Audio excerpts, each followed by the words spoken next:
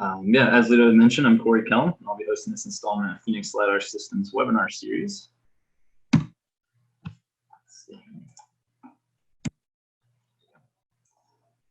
So if you are unfamiliar with what we do, Phoenix LiDAR Systems builds custom LiDAR mapping systems that can be mounted on virtually any moving platform, including UAVs, airplanes, helicopters, cars, boats, backpacks, and trains.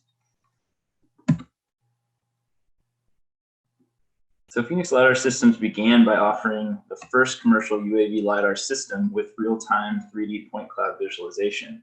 And we continue to pioneer the UAV LiDAR industry by offering the first VTOL fixed-wing UAV LiDAR system, first cloud LiDAR post-processing platform, and the first UAV LiDAR terrain following flight planner. So today we have invited CSX and American Rail Engineers, ARE, for a panel discussion to talk about mobile and UAS-based LiDAR in rail applications. And so in this webinar, we will take a look at which LiDAR systems these companies are using, specific value-added LiDAR applications in rail, which data products are most valuable to the rail industry, their field-to-office workflow, big data management strategy, and much more. So we'll start with panelist introductions, move on to a discussion with panelists from each team, and then save time for webinar attendees to direct questions at CSX and ARE during the Q&A portion. So if you have a question for our panelists, please type it into the chat, and we will do our best to answer all the questions at the end of the session.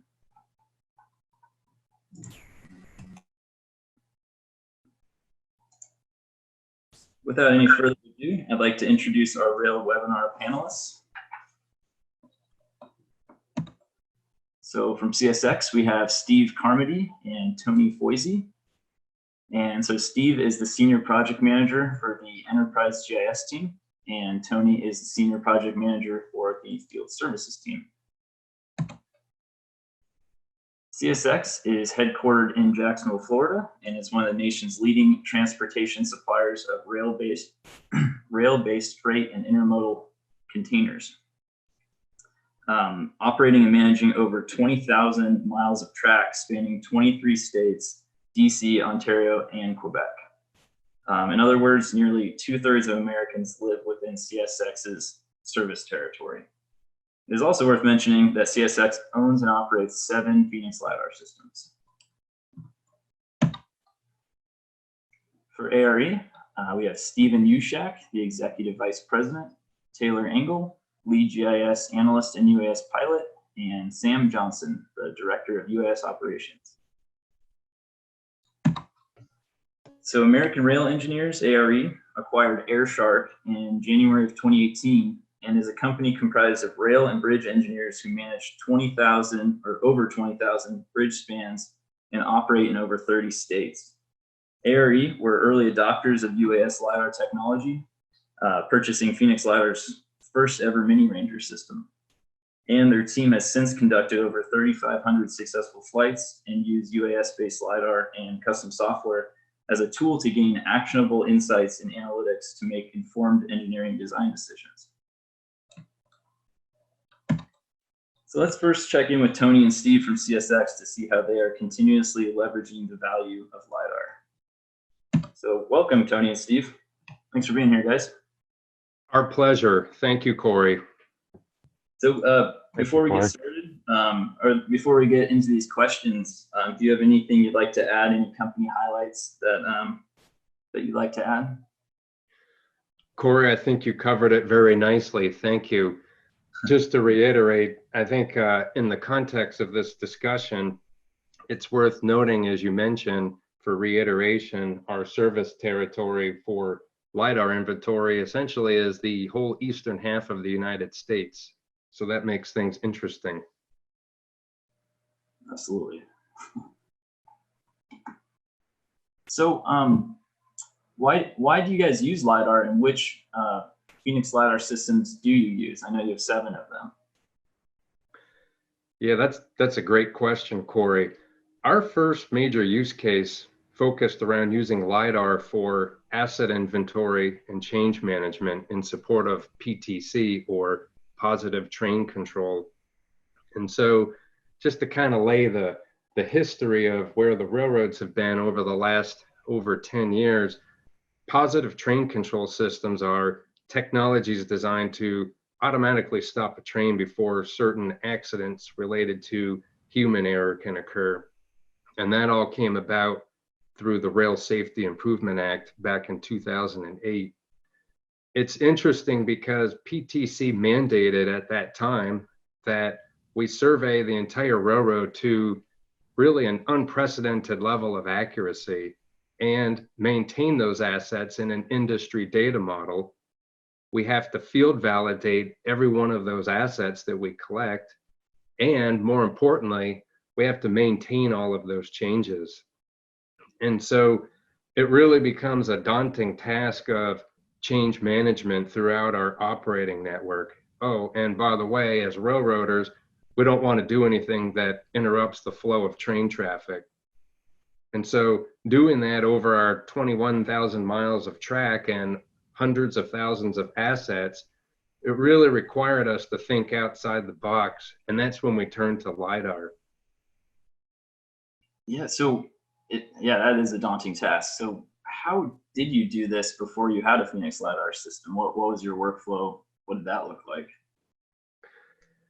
Sure. So before we changing assets out in the field, oftentimes we found ourselves contracting out to third-party services for LiDAR collection. However, the majority of the changes we collected manually. So we had the initial aerial survey of LiDAR of the entire network. And from that, we built our geospatial infrastructure. And so that really was the baseline LiDAR survey. And that spanned from 2009 until about 2012-ish, plus or minus a couple of months.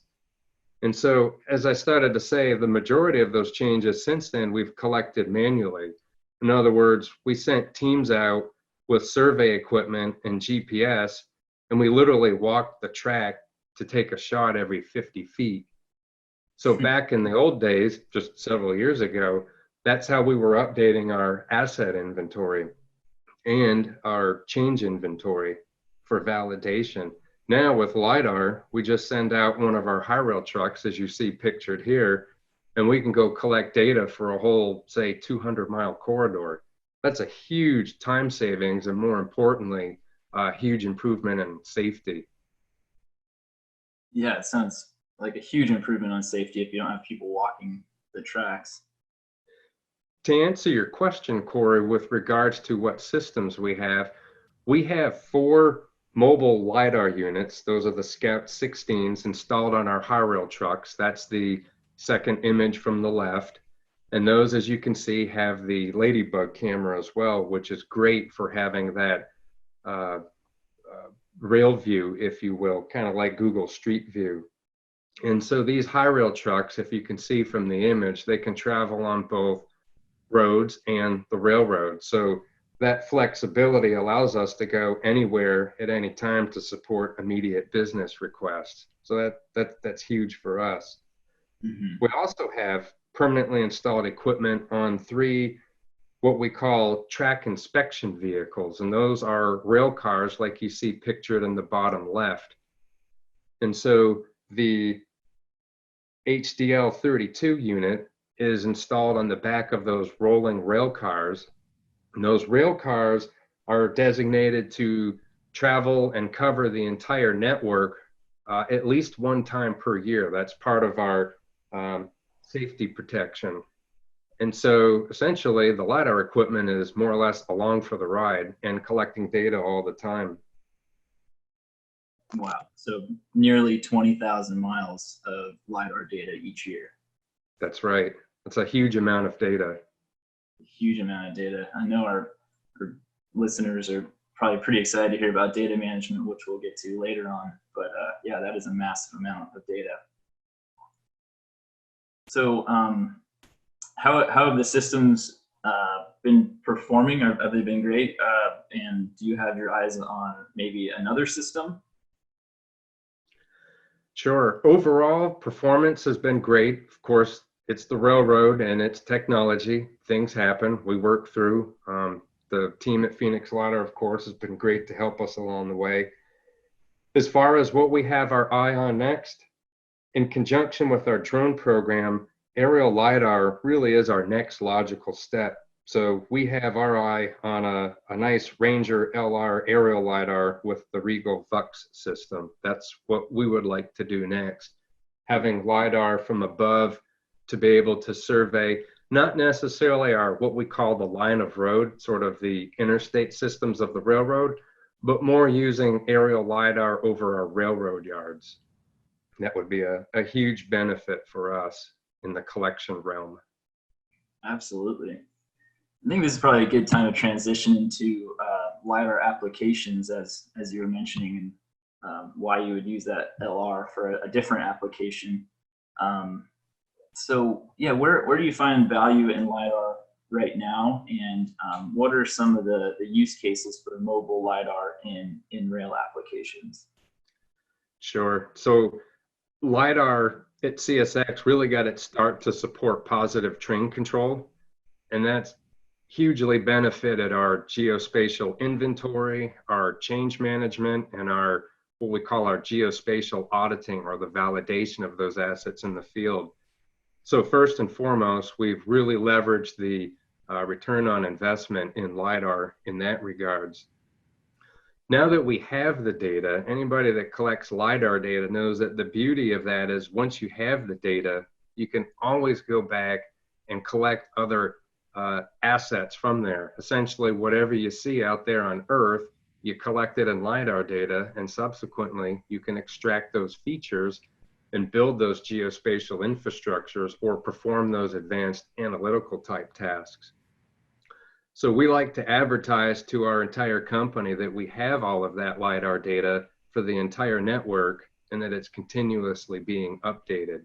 And so that's been huge to be able to build beyond the initial value of PTC and provide benefit to multiple other departments. Yeah, that is huge. You just scan, you collect once, and all the data and all the information is there that day. I remember you mentioning in one of our calls, it was a lawsuit case, I believe you were mentioning, and this application was applied to that. That's correct. So our attorneys use 3D models or point clouds as official exhibits to support, in some cases, a multi-million-dollar court case. And so now in a court of law, LiDAR data has really become sort of the go-to tool, if you will, when it's available. And so with our LiDAR resources that we have from a field collection standpoint, we're able to position those resources and collect data. If we don't already have it, we can go out and collect and be on scene within, say, a day or two after a particular incident, and we can collect data in near real time. So that's been huge. Our engineers also really look forward to having that accurate, up-to-date topographic data to support anything from design and construction of new facilities to being able to look at ballast profiles, sort of what we see in the middle image there of the screen, to corridor management. Folks are starting to use this more to sort of optimize the asset utilization of how we apply vegetation management. We're also using LiDAR data to identify and sort of quantify potentially unsafe and illegal encroachments. And it's always nice when you get a call from a business partner, like perhaps somebody in real estate asking if we have LiDAR data for a particular corridor. And it's always good when you can respond, sure, I have multiple runs for that area, from which we can extract a particular feature that could then be used for the sale of particular assets on the railroad. So it's kind of the gift that keeps on giving, if you will. Absolutely. What's that upper right image there? What application were you doing there? That was the application I just mentioned for real estate. So this is a particular snapshot of a very busy section of track behind the US Capitol and that part of the District of Columbia. It's a very busy, congested area. And it was great because we had just collected LiDAR data with our high rail truck. So it was good, high quality data. And we were very relatively easily able to go in and extract out those assets for our real estate department. Yeah, and that would be an area that might be difficult to fly a UAV in. Exactly, with all the airspace restrictions. That's absolutely correct. Interesting. That's great. Are there any other any future applications you're excited about? I know you touched on a couple, but any others that you can think of? Yes, we're always working on the next best thing to become more proficient and more efficient in what we do. Really, right now, a lot of efforts being focused on, I'll say, leveraging data classification processes to what we would like to be able to do is automate that change detection. So I mentioned we have the baseline LiDAR survey. When one of our rail cars or our mobile high rail trucks run over that same area, we would like to be able to automate that change detection. So we're working on and sort of developing those types of technologies. For example, maybe on one run there was a speed sign, for example. Again, just like on an interstate, railroads have speed signs. And perhaps on one run, it was in one location, and the next run, it moved 26.2 feet. So as part of our commitment to change management, we have to update that in our geospatial inventory. So there's huge value in having that accurate 3D data for really a lot of different use cases like we see here.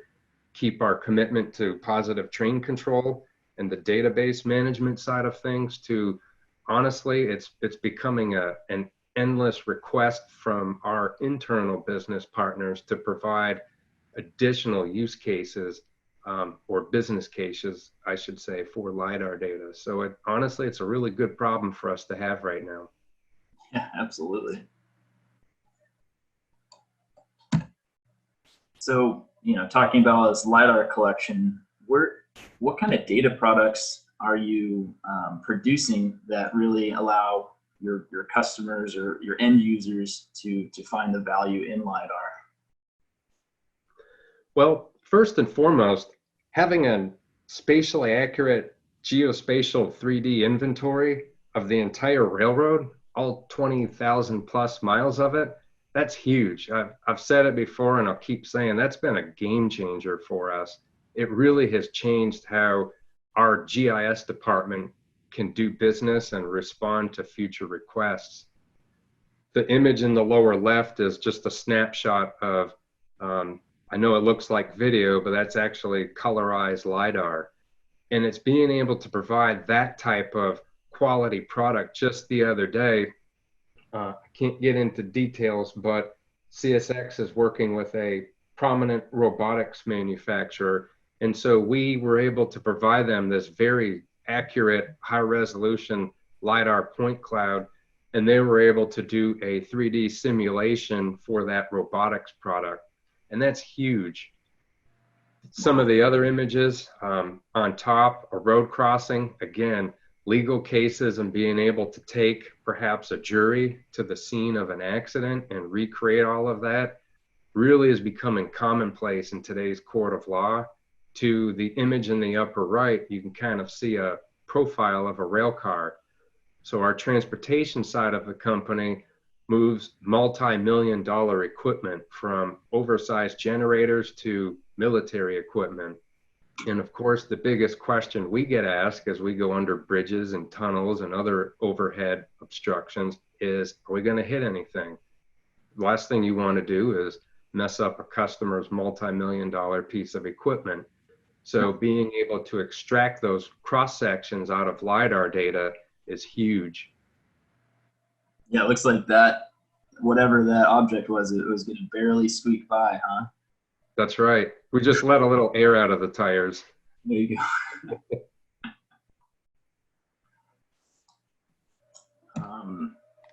Was there anything else you want to mention on data products, or should we move on to your workflow? Sure. Just real quickly, I'll mention the, actually, if you could advance to that next slide, Corey, that'd be great. And then I'll hand it over to Steve. The image in the lower left is just a snapshot of the rail view imagery. And I know we kind of talk about in today's day and age, the Google Street View. That's really what we have for the entire railroad at this point, and it's continuously being updated. So in terms of our most valuable deliverables, that rail view imagery has been huge. And all your imagery is geotagged, so if they need a specific location, you just say, oh yeah, we've got, you know, really detailed 3D imagery of that. And then if you need LiDAR of that same spot, you need to make measurements, you have that information too. That's correct. It's huge. And then I see him, I see someone walking with GPS.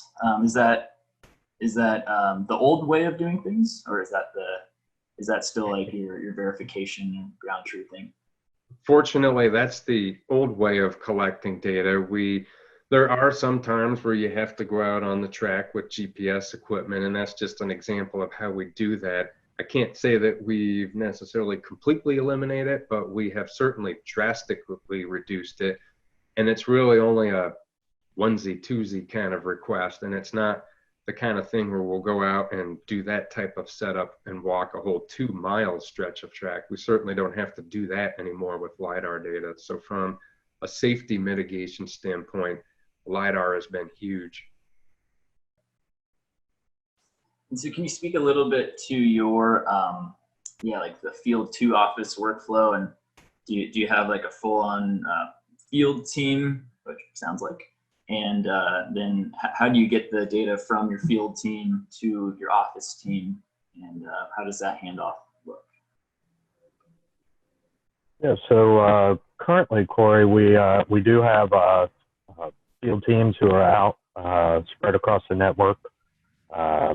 We have 4 units, 1 unit with each of the teams, so that they can be deployed to different high rail vehicles. Essentially, each of those trucks are mounted with the Ladybug, as he said. So we are collecting the 3D imagery. They are doing ground control when they collect. That gives us a much higher level of accuracy with those data sets.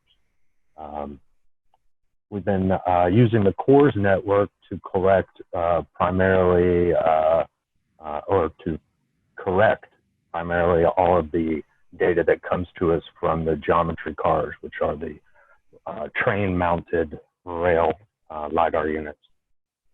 So essentially, those teams are out in the field collecting the guys that are out in the field using the high rail trucks. They're putting everything onto external hard drives, solid state drives, and then they're shipping those back to us overnight or 2-day shipping, you know, whatever works for the actual need of the project, the urgency of the project. We receive those hard drives in the office from them and start consuming them from there. The high rail or the geometry car trains, when they send data, they're sending me usually a month or more of data at a time. So those are huge data sets that are coming in, really big. So we take those in and put those on local 8 terabyte hard drives to do all of our post-processing. And then, of course, we're wiping those drives as they are backed off and sending those back out into the field to be reused by the teams. Gotcha. So basically, you know, we're taking in a lot of data every month, a lot of data. So it's a kind of a time management of which particular data set is more important for that particular week. So it's just the guys in the field, most likely it's them because they're collecting for specific areas of known change due to construction, or they're collecting for an audit just to make sure. We haven't been out there in a while and checked anything, so we'd like to run through there real quick on that subdivision that hasn't been touched in a while. So once we get that data in the house and we put them on our local external drives for processing, we're kind of moving them through the engine of post-processing, starting with Inertial Explorer and getting the data to a corrected trajectory and pushing that through, also exporting out state plane coordinate trajectories so that we'll have the state plane coordinate breaks and be able to fuse our data eventually to those state plane geometries. Great.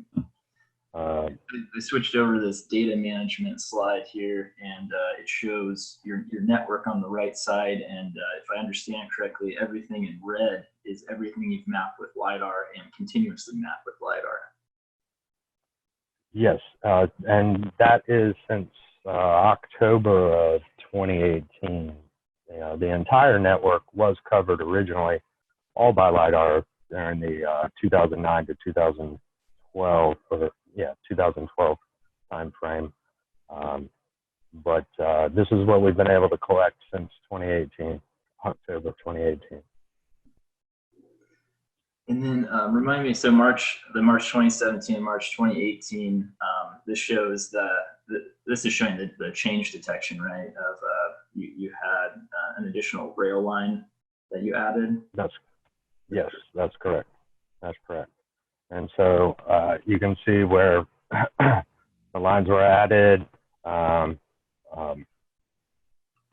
Perhaps we were informed about it, and we were able to go out and do this collection at that time because we were informed.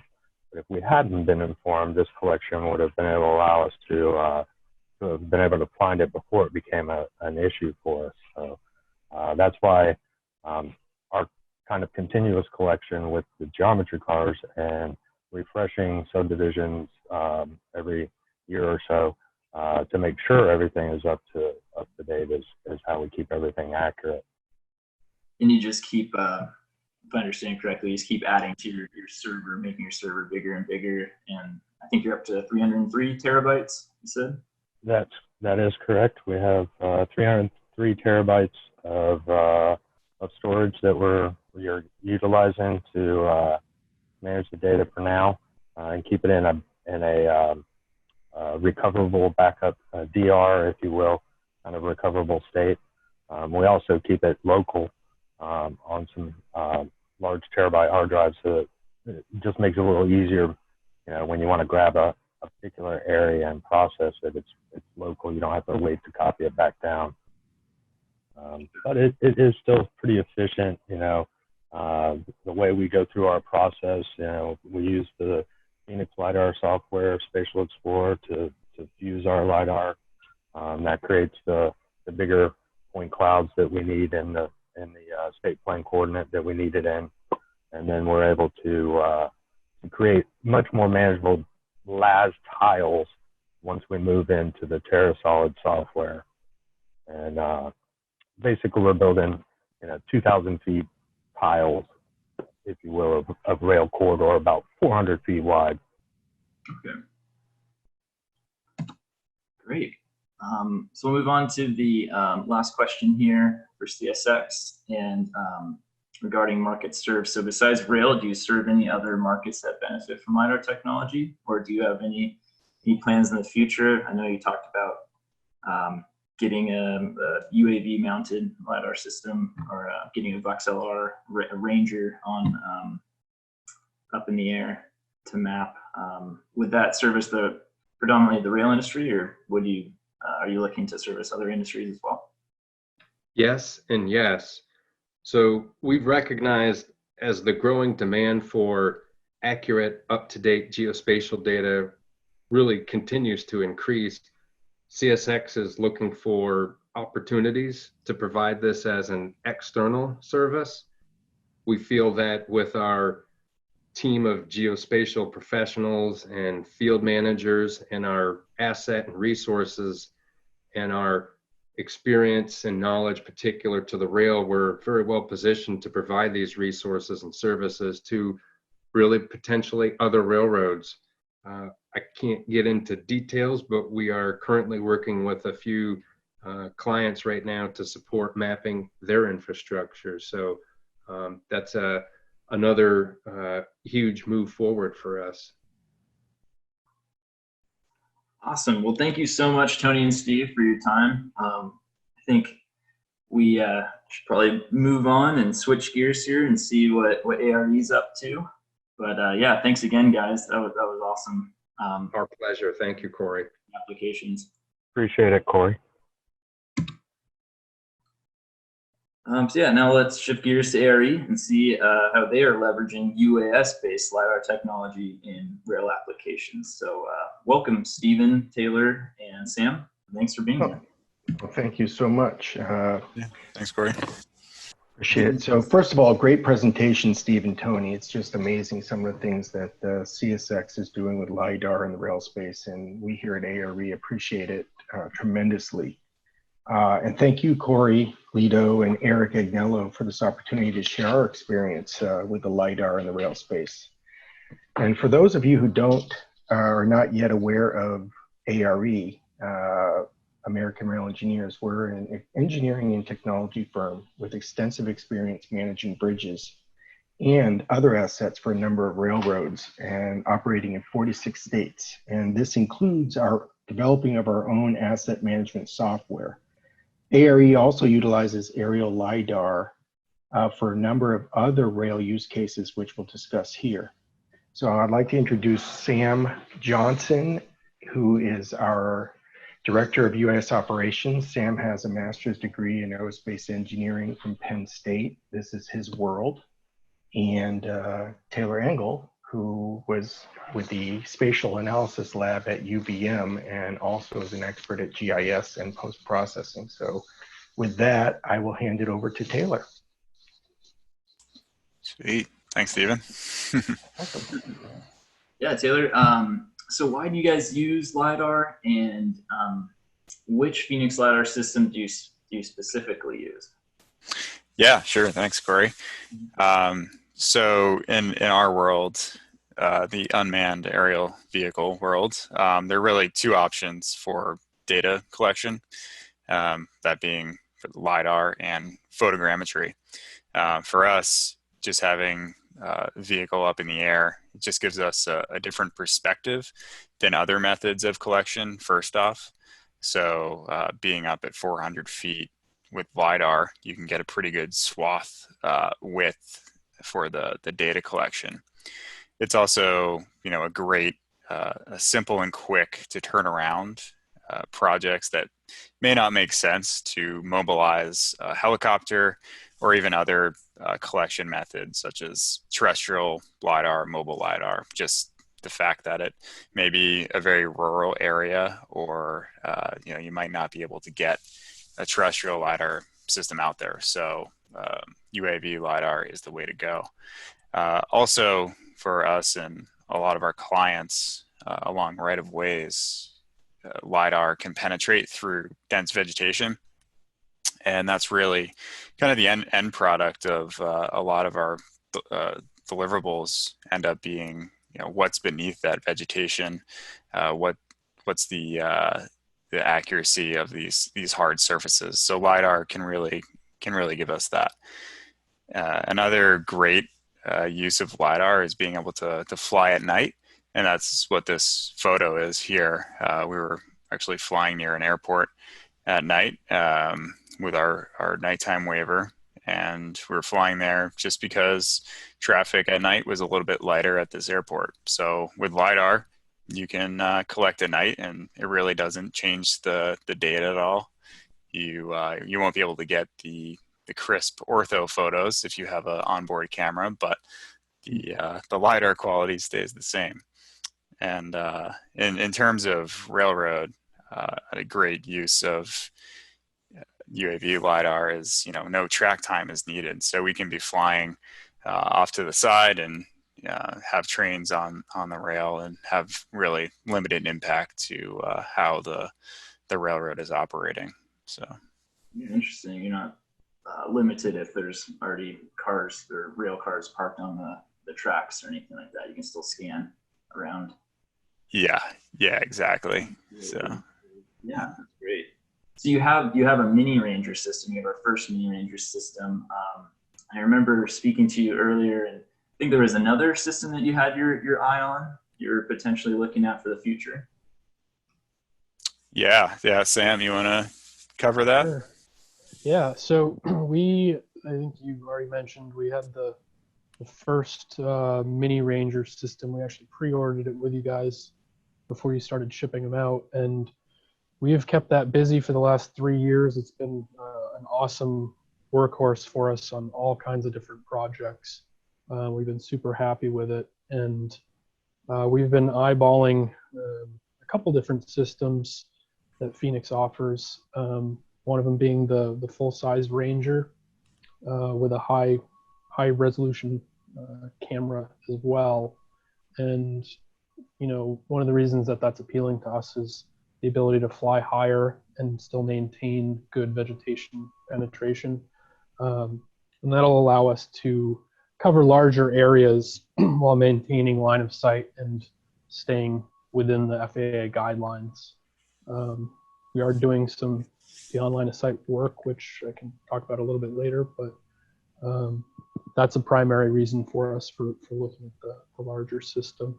And then we're also have been discussing a little bit with your sales team about the mobile high rail mounted type systems like CSX has, and potentially being able to offer that to our rail clients as well.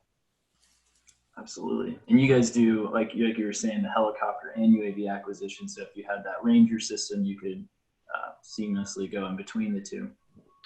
Yeah, that's a great feature of that system, that we can kind of swap out the vehicle that it's mounted on. So whether it's a UAV or a helicopter or a high rail system, that's a really appealing feature to us. Yeah, I'd like to add here that mini Bucks unit, our teams travel extensively throughout the country, of course, prior to February. And they fly in the bellies of aircraft, commercial aircraft, in their Pelican cases and get tossed around constantly. And the mini Bucks unit has been incredibly robust. So bravo to you guys at Phoenix. That's great to hear. Thank you. So yeah, where do you? What are some of the main use cases that you are using UAS-based LiDAR in rail applications? Yeah, sure. So we primarily have been working on the vegetation management side within the right-of-way. So in the upper right-hand corner and the bottom right-hand corner there are the right-of-way cross sections, and they're great for figuring out where that vegetation is exactly for positive train control. So with UAV LiDAR, we're getting out up to 1,000 feet on either side of the right of way. So it's great for overlaying CAD data of how much vegetation actually needs to be cut back, and visualizing that in the cross section. I think on the next slide I might have a graphic of that, but with the 3D, yeah, there you go. With the 3D LiDAR data, you can actually go through and calculate how much vegetation needs to be cut back, which areas of track need to be cut back in that 3D scene, which is an amazing tool to have. And the penetration of even the mini Ranger is incredible. Just being able to see the individual branches down beneath that vegetation. And I believe that image that we're looking at in the upper right hand corner was taken when there were leaves on the trees even. So we were able to get down to the ground and map those branches in there. Another use case is just asset management along the right of way. So finding out where all your buildings are, your track locations, if you have bridges along the right of way, being able to measure those in the LiDAR, how high are the bridges above water for coastal resilience projects, that kind of thing. Modeling ground for the right of way, hydro, being able to figure out where that water is flowing around the ballast, for instance, is crucial, and having that really high quality point cloud and elevation products like we're seeing in that the bottom center there.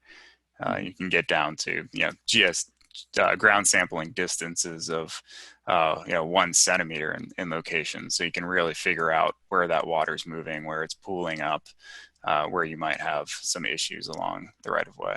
So. And that's a huge deal, right? Since a lot of railroad runs by water bodies and rivers. Yeah, absolutely. And even with the combination of LiDAR and imagery collection, we can identify some of the culverts that the railroad might not even know exists in that location, or they might not have it in their mapped in their inventory. So we can go through in the LiDAR data and in combination with the imagery and pick that out and accurately map that to a few centimeters. So that's another huge thing to have. Mm-hmm. So I remember you mentioning you were excited about a future application that you were going to get to. Would you like to talk about that now? Yeah, absolutely. So one of the big things, I kind of touched on it before, but getting a larger system so we can mount a larger aircraft, so we can mount a larger sensor on it, LiDAR sensor, so we can fly a little bit higher, because right now we're flying at 250 feet AGL. So if we could get up a little bit higher, so we can cover a little bit more ground, that would be nice. And with that larger system, we can have a larger payload as well. So we'd like to mount a high resolution camera on there as well, so we can be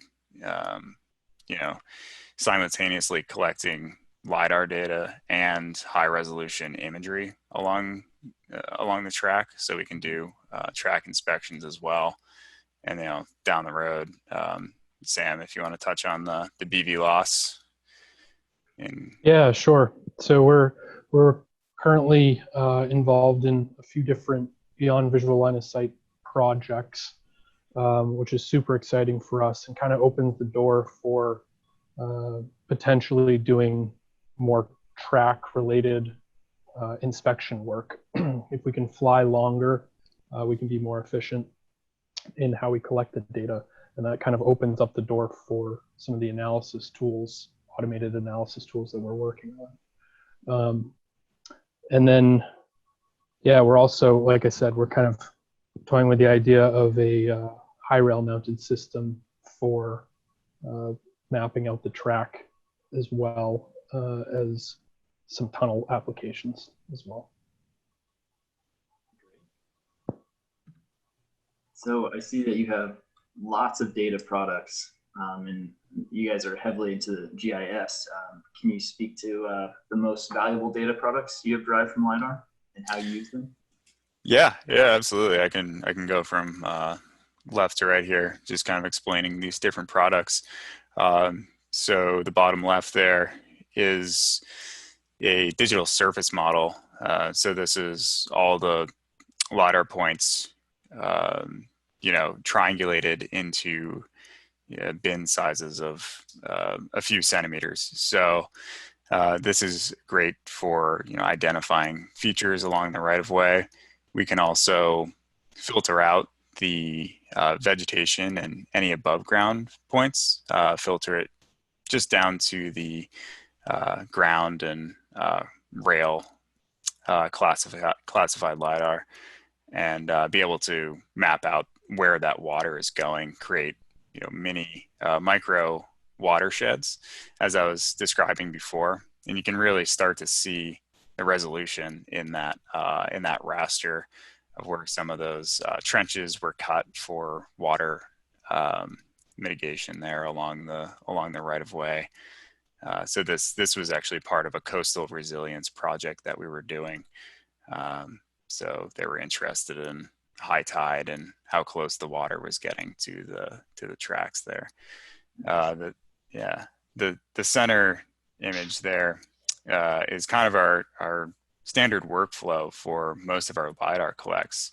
So we go through and classify all of the LiDAR, which is extremely valuable, especially for our rail clients, to be able to have not only the ground classified, but in this exact point cloud, the vegetation is classified, the rails are classified, buildings, the fences, power lines, that kind of thing. And all those can then be extracted into vector features. So that's what we're looking at on the right. So this is, if you're familiar with GIS, it's a little bit easier to import that into, your ArcGIS, even, in a CAD format, DXF formats. So it's a little bit easier to handle that data.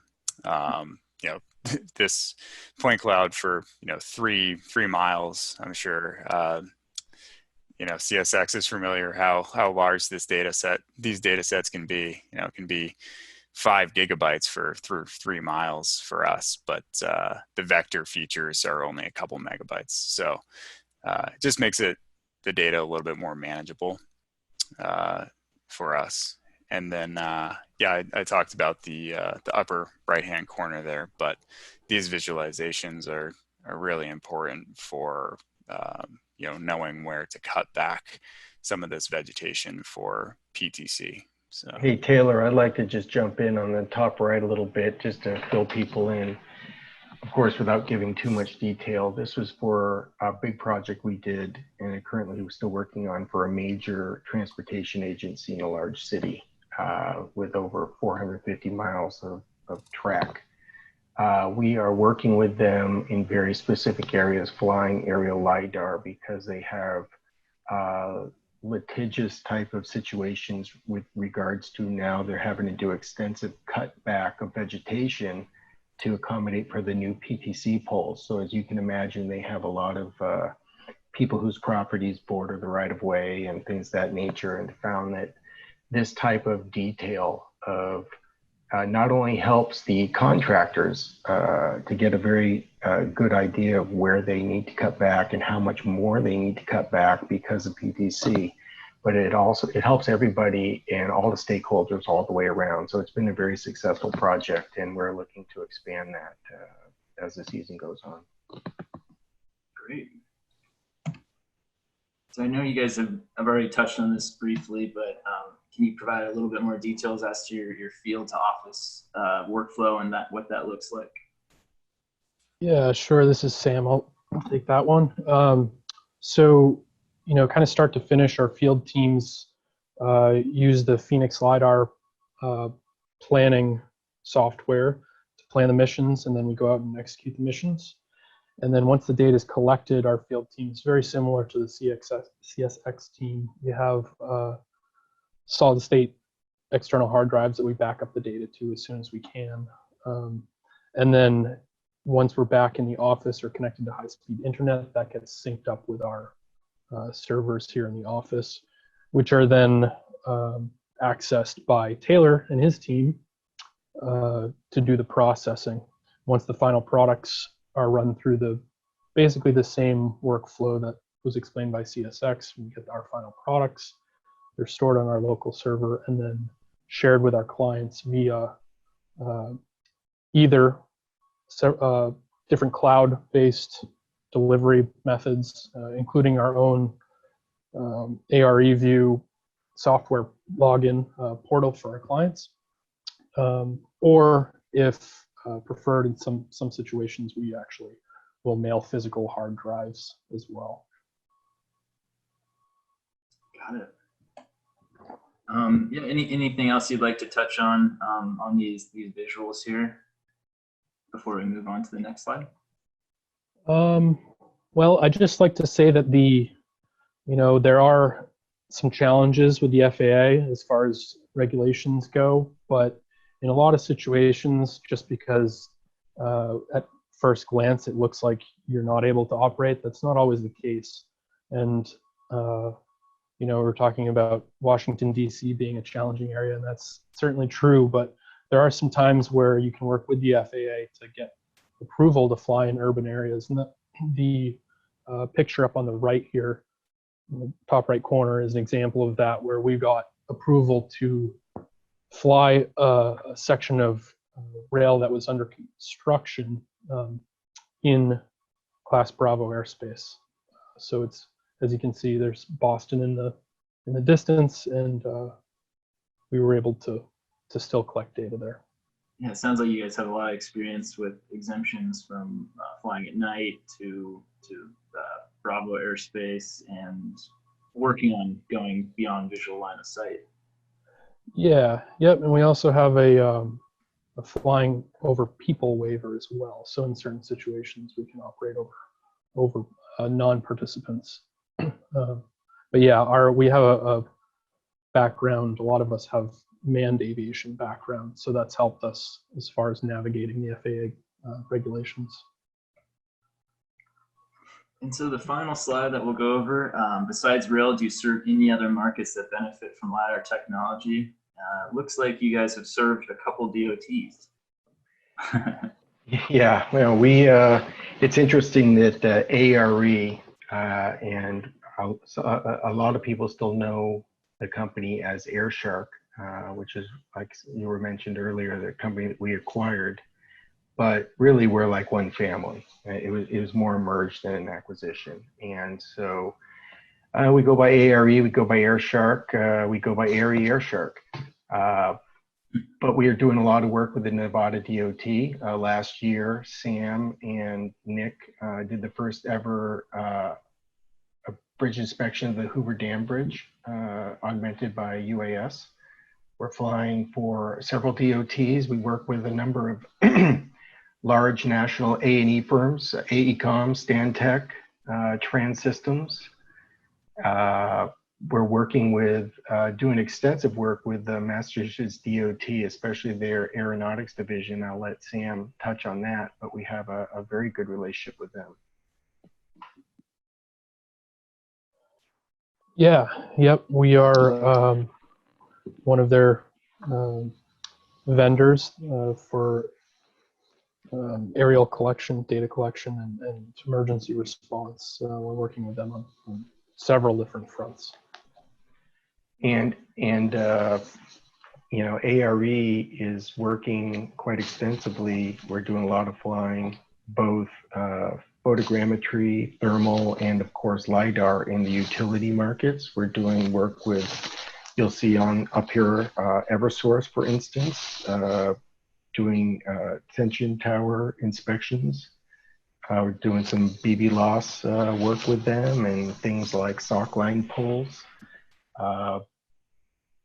We're doing construction monitoring flights, both with LiDAR and photogrammetry, pretty high-end photogrammetry. Then we fuse them together and create 3D models. And as a company, we even have created a pretty robust online viewer so that our clients can take this data, view it online, and do the analytics, do quantity analysis, linear and volumetrics. It's turned out to be very, very handy. In fact, the GLX project, which is the Green Line extension in Boston, is using this online viewer. And after we flew 6 miles of that project with both photogrammetry and LiDAR. So yeah, no, we're definitely working the Phoenix LiDAR Mini Ranger quite hard. Definitely a workhorse, sounds like. Yeah. Well, thank you guys so much for sharing all these amazing applications as well. I know that our listeners are probably excited to get some of their questions answered. So let's move on to the Q&A portion, and is Lito on the other end there? Or somebody? Hey, Corey. This is Grayson. Can you hear me? Oh, hey, Grayson. Hey. So yeah, a lot of the questions were, of course, we've got the accuracy expectations of on the CSX side, and I know a lot of this is for asset mapping. I don't know if and there's a couple of questions because I know that you CSX, you guys have several onboard sensors for these cars. But the primary use for the HDL is for asset mapping as well as other mapping. I don't know if you guys can touch on both relative and absolute accuracy, or what at least the baseline expectations of that are, and because that's a consistent I think I'll field that one for you. Yeah. Go for it, Tony. Steve, did you want to speak to that, or would you like me to cover that? Dave. You can go ahead. It's fine. Okay. Thank you, Grayson. I'll answer that sort of multifaceted, if you will. So we have our high rails with the Scout 16, and the rail cars have the HDL, the 32 scan. And so with the high rail trucks, we can control, when I say we can control the accuracy, we'll set up, as Steve mentioned earlier, we'll set up our own base stations, and we use the 20 to 25 mile rule of thumb, and we'll sort of do a leapfrogging, if you will. And we always bring our own base stations, multiples, when we do a big scan, because we've learned in the past not to necessarily depend on cores and other openly provided base station providers. So we can ensure the accuracy down to 1 to 2 centimeters, and that's been great. Of course, when we're surveying a small area, that's not necessarily of a concern. Now, sort of flipping to the other side of that question with regards to what we're collecting with the HDL32 on the rail cars, those rail cars, as Steve mentioned, they're collecting at times 50 to 100 to 200 miles of data per day, sometimes more, sometimes less. And that's hundreds and several hundreds of miles per week on a good busy week. And so our expectation is not necessarily around the quality of the accuracy, but in the completeness of the location coverage, if that makes sense. Mm-hmm. So in other words, we recognize the fact that, and these rail cars, sometimes they'll go pretty fast. At speed could be as much as 59 miles per hour. So from a data collection standpoint, obviously that's not ideal. Given how we've installed the equipment, that's really out of our control. And so we've sort of, dare I use the term, sort of chalked our losses in terms of we recognize the fact that at times data quality might not always be there. Around bridges and tunnels, we've had our data sort of look like cotton candy, and we just kind of cut our losses because at times we can't correct that. So it's just kind of par for the course. We recognize the fact that putting LiDAR equipment on a rolling rail car, it comes with great challenges, and we've sort of mitigated around those challenges and sort of had an acceptable tolerance of the data that we get out of it. So I hope that answers the question. How has everything handled the harsh East Coast weather conditions? Amazingly well, I'm glad to report. There are challenges, and of course a freezing fog ice pellet kind of day presents its own challenges, but overall, Grayson, the cuckoo box construction that our good folks at Gateway Rail installed, that you saw in one of the previous slides, that whole setup has been quite resilient, and the overall operation day to day of the equipment through the elements has gone quite well. Excellent.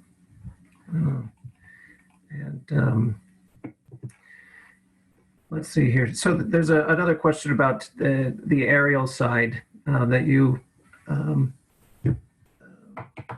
guys were venturing into, and the ARE is also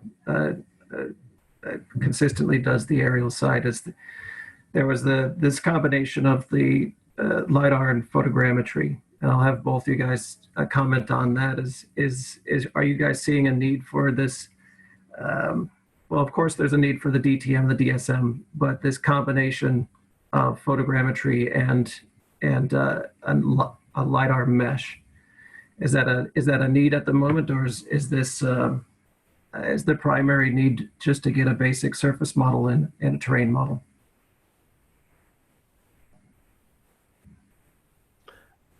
I'll go ahead and answer that first for CSX. What we've found from our ground-based collection so far has proven adequate and has more than met our needs, at least from a line of road perspective, the kind of track we're looking at on this slide. The being able to get into the aerial LiDAR realm like ARE has done very nicely, that would be our next step. And as we start having aerial LiDAR over our very diverse industrial environment known as a railroad yard, that will be able to provide us the very high quality DSM and DTM and those bare earth surfaces under heavy tree cover that we need. So that is our next step, and that's where we're looking to go with huge value. Yeah, and this is Taylor on the ARE side. So we tend to simultaneously collect LiDAR and RGB imagery. We have a fairly coarse camera on our LiDAR system, but we can stitch together those images into a nice orthomosaic, and a lot of the time the client requests that. With the LiDAR data, it is important to have that DEM and the contours so they can figure out what the lay of the land is. But then, in conjunction, they like to have the photogrammetry that's simultaneously collected so they can see what certain features are on the ground, especially for a construction site where things are continuously changing from day to day. To have that, data collected at the same time is very important, and that's kind of why we're looking to gain a higher resolution camera for that purpose, so we can have images like what we're looking at now for photogrammetry, and then LiDAR as well. So. Yeah, this is Sam. I'd just like to add that we started off with imagery, obviously before we even had LiDAR, so we see the value in the imagery, and we still continue to, and it's become more and more obvious that the imagery, if it can be collected, especially at the same time, there's a big value in that for applications like converting to CAD models and doing feature extraction that would otherwise be very difficult to do with just the LiDAR data. So even if it's not necessarily a requirement from the client, we always collect the imagery, and moving forward would like to get even more higher resolution for other applications like the inspection work that we mentioned. So I looked at ARE at a lot of the customers' logos that you had at the back there. You guys are all over the place. Has it been a challenge to transport these units all over the country? Oh, I remember one trip Sam and I did. I can't remember where we were. We didn't plan it properly. We had like a $400 or $500 luggage bill. And yeah, no, it can be a bear, but generally speaking, our teams really scope it out, plan it, and then make a determination on whether we're going to fly, we're going to ship it, do we have the time, are we moving to multiple locations? There's a lot of factors involved, but for the most part, it goes smoothly, and I don't think we've ever had a piece of equipment damaged or lost. Sam, thoughts? No, Pelican cases are our best friend, and yeah, I mean, we've put together a whole guideline for our teams as far as breaking down how we go about mobilizing, like Steven said, various different ways. We have really good shipping rates with UPS, like unbelievable. So we we will sometimes ship gear ahead of time and have the crew just meet them out there. I will say one of the benefits of the Mini Ranger and the DJI M600 setup that we have is the batteries are under the FAA limit for traveling via air. So if needed, if we need to move quickly and we don't have time to ship equipment ahead of time, we can travel with batteries as carry-ons. Yeah, it's always tricky, with the batteries.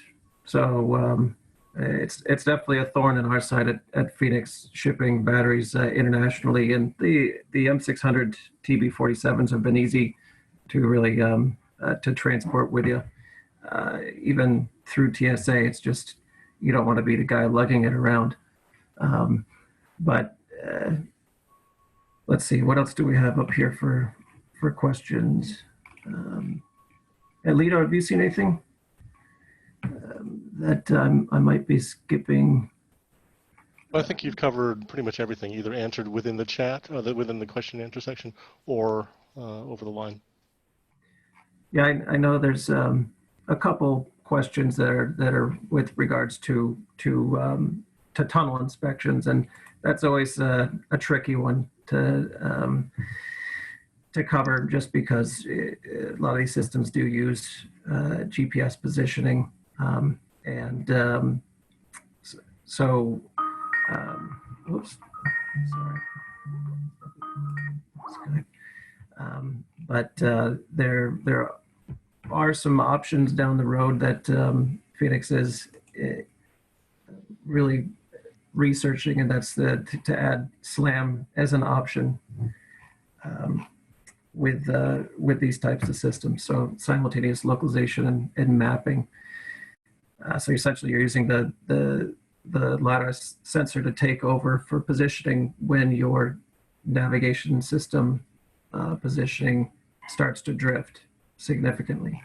So, but yeah, it's always a challenge to really extract the true needs of what you're after, because there are sensors that will find, of course, every crack and every tiny little defect, and then there's just, oh, we just need this for asset mapping. And so with CSX, we needed something that was very robust, that would last, a long time, but also met the majority of their relative and absolute accuracy needs. And that's where this system came into play. It's basically it is a Scout 32. It's just a modified version of the Scout 32 that's on the system. And so far it's so we're at it's on 3 cars or 4 cars right now, Tony. How many cars? Is that the 32 HDL 32? As of earlier this year, it is now on 3 rail cars. 3 rail cars. That's right. Okay. And covering your network daily. And that is 20,000 miles. Is that right? That is correct. Okay, that's a lot of track.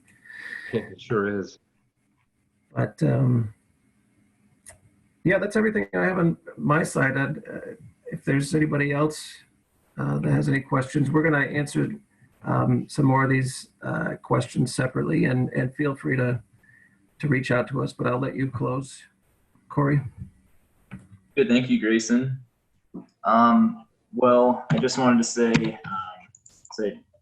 thank you to Stephen, Taylor, and Sam at ARE, and thank you to Tony and Steve at CSX for giving us all these great insights into rail applications. And yeah, thank you. It's our pleasure. Thank you. Thank you, guys. Thank you. Corey. Thank you, Grayson, Lido.